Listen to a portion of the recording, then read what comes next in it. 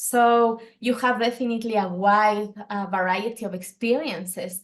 I would like to ask you if you can give us some insights about the importance of preparation and integration. Why this is so important, because this enters again into the responsibility of understanding that these substances are serious stuff. Yeah, sure. A lot to say about those two topics. I would say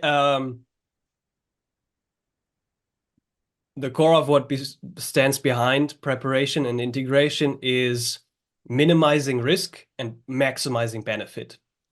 So by proper preparation, we want to minimize the risk of something going wrong. There's always the potential for a deep, difficult experience to emerge, always. And we can never be 100% safe in that space. There's always a possibility that something unexpected comes up and that we're not prepared for.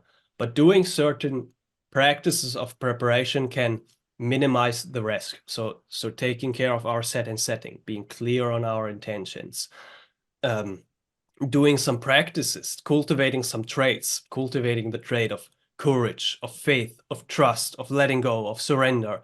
All of these things can be practiced in non-psychedelic practices like meditation, like yoga, like ecstatic dance, like whatever is nature retreats or meditation retreats. All of these things can be practiced, developing our understanding of spirituality, developing our understanding of what it means to be open-minded, what it means to not be attached to appearances or our egoistic mind or mechanisms or sense of control.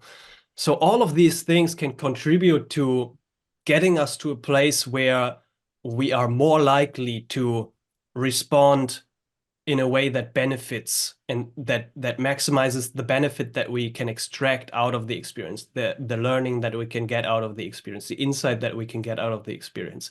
No matter if the experience is going to be positive and enlightening and beautiful and full of love, or if it's going to be challenging and bringing up fears and shadow material that we have to process and deal with.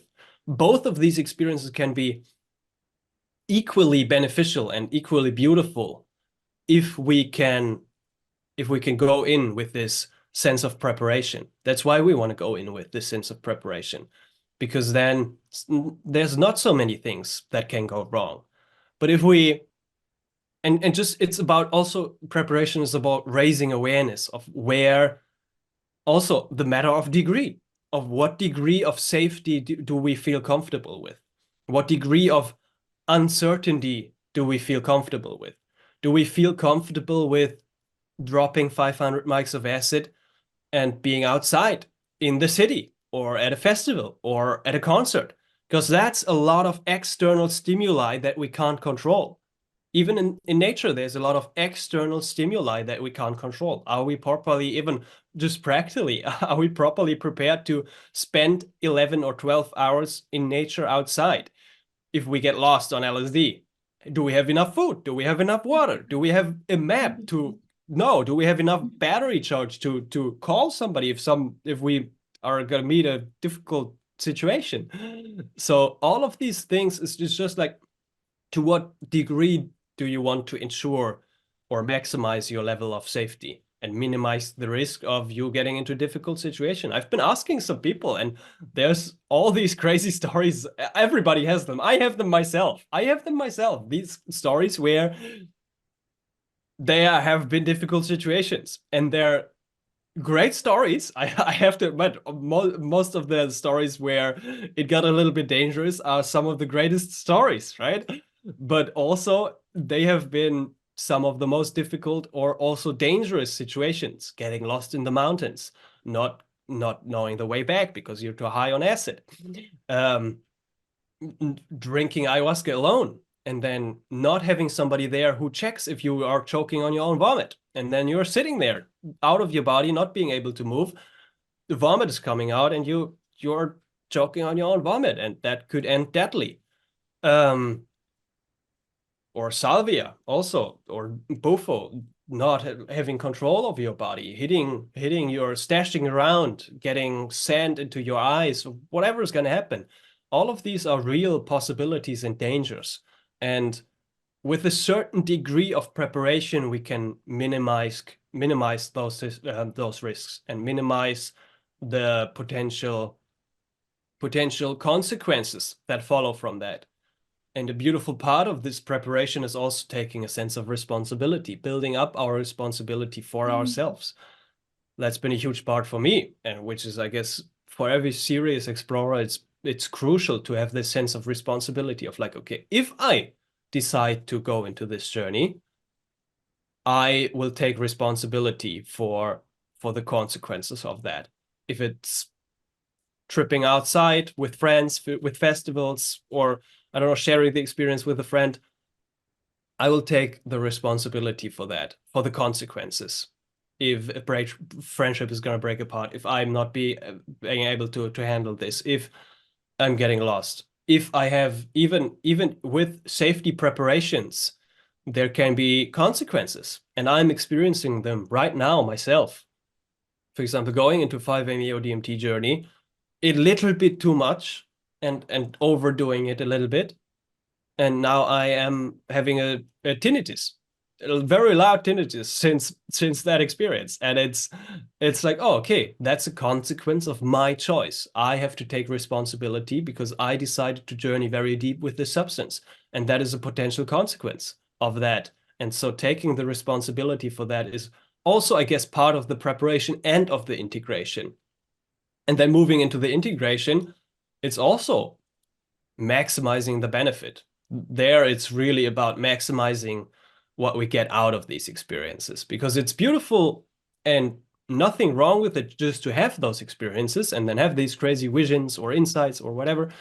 But then very likely, as many of you might have noticed, you are gonna forget the insight, or the experience kind of fades away, and it's very hard to hold on to the memory of what actually happened and actually be in this state that we embodied in the psychedelic state. So then the integration is about how I can use these insights and tap into the state that I desire to embody more and more.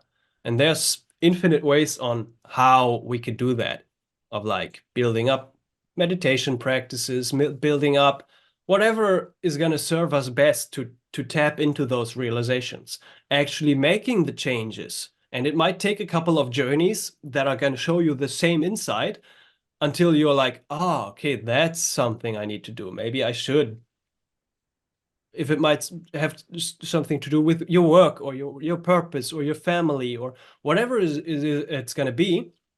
There's a certain benefit in actually integrating your experience, and the way we can do that is, as I said, infinite. But some ways where what I like to do is, like, after a journey, take time to write down the insights, contemplate it. Not instantly go watch a movie, not instantly go on your phone and distract yourself, not instantly go on and do the next thing, but really, like, let it sink in for a bit, contemplate on it, reflect on it, and then see what you can do out of this. And then also another part of the integration I've found for myself is also on the mindset side of traits, not judging ourselves for not being able to integrate everything all at once instantly. So this is also this, it gets into a little bit more complex and tricky territory of like, oh, now we had this enlightening experience, but now we come back to our sense of self with a little bit of our ego mechanisms are in place again. Maybe we even have a little bit of an ego backlash, and then being aware of this and being able to handle this and move with it and flow with it in a way that is benefiting us and that is still progressing us forwards, because we do take something out of these experiences. That's what I found for myself. There's a certain inner knowing that stays, but then not judging myself for being in the state I am right now. And also working with it with love and being kind to yourself, and just like accepting the progress you have made so far, seeing that, appreciating that, and then seeing what you can do slowly to move forward and integrate that state of being that you want to embody here on this earth, that state of consciousness, slowly integrate that more and more into your being.